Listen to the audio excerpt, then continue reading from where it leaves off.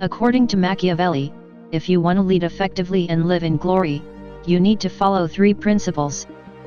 Number 1 The people must respect you. This means they fear you but don't hate you. Number 2 Fear means fear of punishment. You must be willing to be firm and quick in your punishments when someone violates your rules. If you over-reward and under-punish people, they will not fear you. Number 3 Keep hatred at an arm's length because tyranny has a small shelf life and history has proven that time and time again. People hate you when they are over-punished or under-rewarded by your actions as a leader. Now let's take a look at these principles in action. Imagine you're sitting at your desk, working on reports.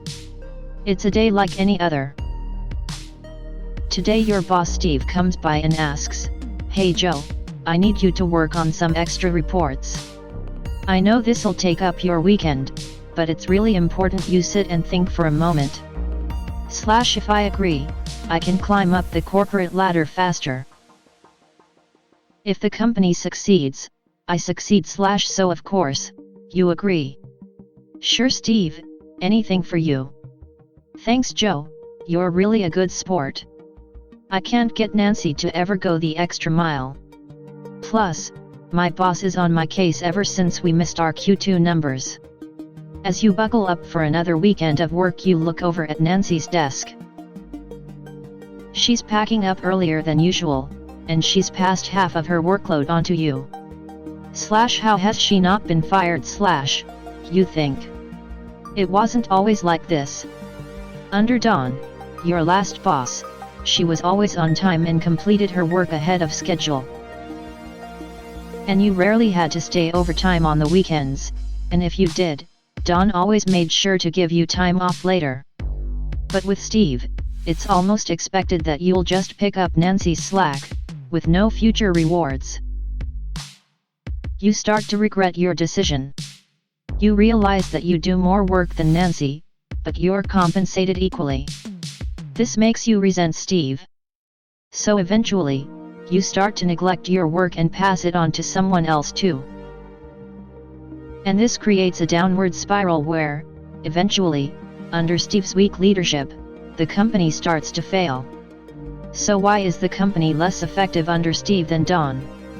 Under Dawn, a Machiavellian leader, no one acted out of order.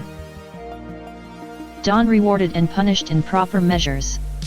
Under Dawn, Nancy couldn't slack off. He would either fire her or reprimand her immediately. A strict punishment, a thorough tongue lashing, whatever it may be, she feared him. And if Joe ever had to work overtime, Dawn always rewarded him with time off later on. So Joe never hated him. Dawn was respected. He was feared but not hated. Steve is the opposite. He does not reward or punish in right measure. He over-rewards and under-punishes Nancy, and as a result, she doesn't fear disobeying him. He over-punishes and under-rewards Joe, so Joe ends up hating him. Steve was not respected by Joe or Nancy. So a great leader keeps his people united and leads them to success.